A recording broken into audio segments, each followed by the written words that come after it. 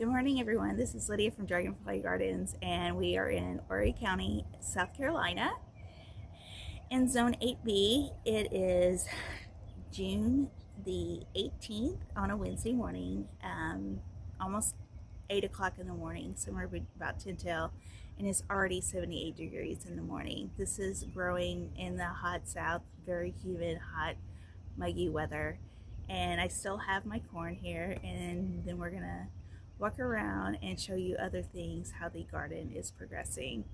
I'm off today and tomorrow, so we'll be able to really truly take care of my garden. My husband watered last night because I was working, and because I do work a full-time job besides doing my garden. So let's go around and take a look. Here's a better view of the garden tower. I did pull some onions out and brought them inside, but I'm still letting these grow even bigger because some of those were kind of small. And I also took some and I put them on top of the squash in the bean bed because it really kept the squash vine borer bugs away. So let's go look at that. So here in the squash bed, the bean bed with some squash plants, and I have some watermelons in here too. But as you can see, they are getting really tall and they are developing flowers already. But I've also been attacked by the wonderful Japanese beetles, and I took the bag that was over there and I just dropped it down in here. So hopefully it'll keep those at bay. But I also have on this cucumber plant some blossoms there. Some blossoms over here. I'm trying to let you see them. I can't really see them. There some is. And then I really hope my eggplant survives there in that little corner. Let's look at other things in here. The okra right there on the corner also looks really great, and with this squash, I don't know if you can tell down in there, but you can, that little white spot is still the root. I'm trying to find one I'm going to show you. Just taking an onion and just laying it like right on top of the roots because it does produce a really strong smell, and I really helped with the other one in the other bed because that's what I did, but I only did it to one and I didn't do it to the other ones, and I think that's the reason why that one stayed green. And there's something else on here I want to see. Over here you can see the purple flowers, which is the royal burgundy beans, and I do have some of those coming up. Everything is just looking so great. Maybe that leaf right there is one of the watermelons. I hope so. But definitely got some bush beans coming along. So over here in the squash bed, my watermelon is doing well. I still have some baby squash plants in here. That basil's coming up a lot better. Yay. And it's just doing really well. Now this one here, like this squash plant, I did not put an onion on top of the stem down there, and that's probably why it got attacked by the squash vine borers. But you see that squash right there, I did put an onion at the bottom. I don't really see it now, but that's the reason why that one's still doing really well. This sunflower is finally developed its flower head. I'm so excited. On this butternut, yesterday morning it had a bloom, but now it's all dried up. Still waiting for that to come to full harvest. I need to check the dates to see how long for sure. And look what they did to my pepper plant. They ate all the leaves. I don't like that. Oh, look, my chives are starting to blossom. That's a very cool sign. I like that. Peppers. Oh, yay. See that yellow down in there? It still has a bloom, so it's still doing well. And there's another one. So definitely hoping that I get more squash off of that one. And the peppers are doing well. They do have peppers on there. You know, here I had the blue Herbert squash, but as you can see now, I don't even see it at all, which I'm very sad. I don't think my husband cut it. It's just withered up and died, probably because it's in the ground with the freaking clay, and it probably got drowned out. The dill is still doing really bad. It went to seed on me over here, which is fine. It can drop seeds all right there. And of course, these lemon and lime tree definitely died out. And then my little poor sister's tree. The borage here has finally blossomed out. I did try one. I don't like the taste of it, nor do I like the taste of the nasturtiums. This tomato plant on the end, it looks like it's going out on its last limb.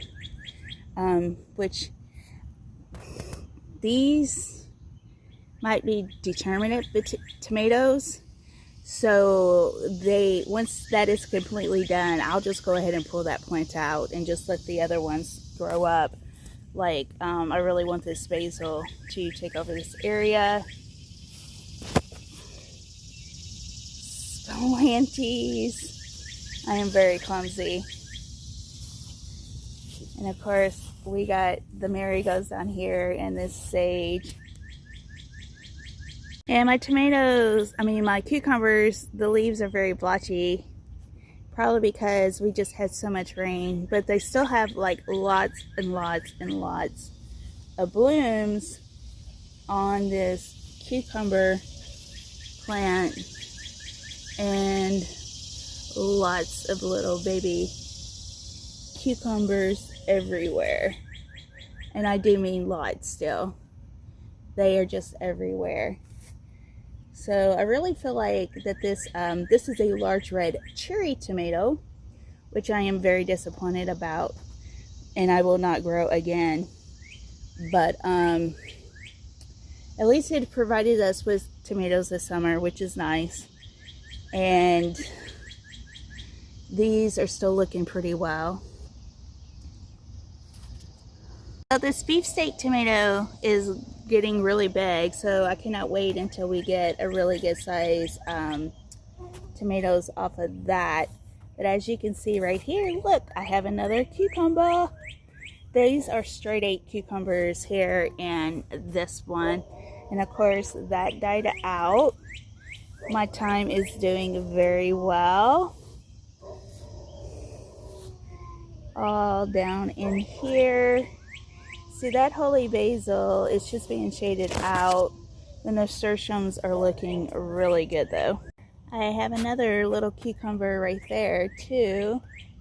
So exciting when you grow your own food that you actually produce a harvest. And there's a little baby right next to it. So exciting. The herbs are still doing extremely well. I'm not going to go down through and name them all because it's the same as last week, but they all are still doing extremely well.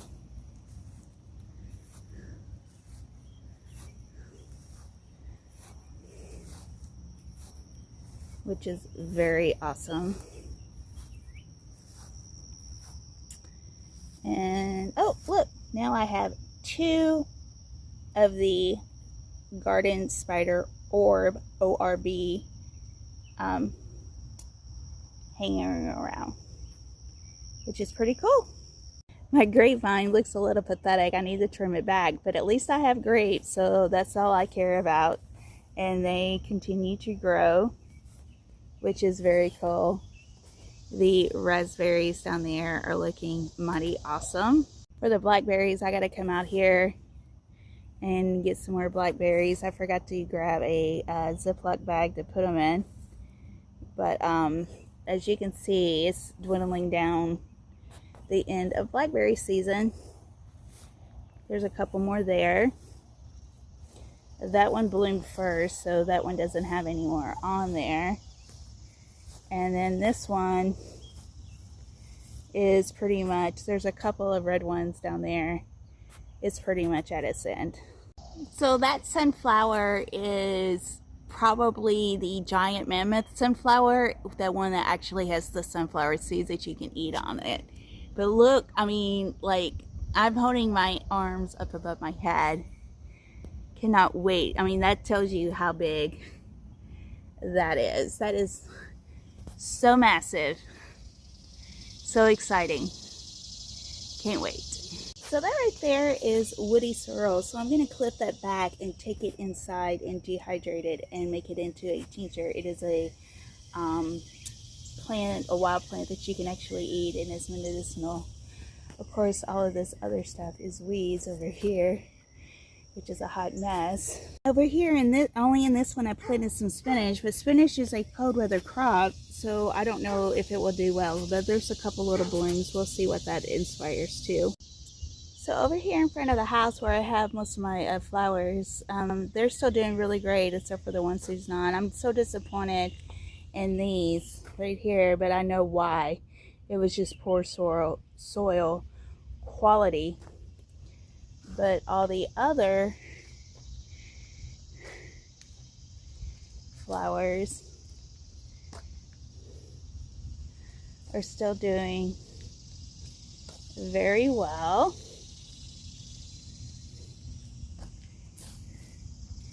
There's a morning glory, and look, see, it vines up.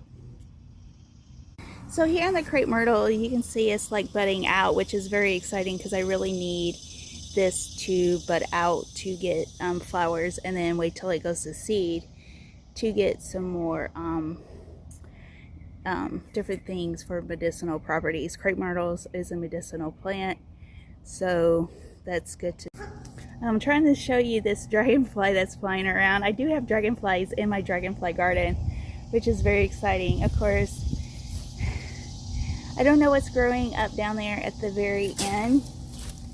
Down there, I don't know if you can see, but hopefully that's some flower seeds that I planted. Of course, that's chicory, mugwort, chicory.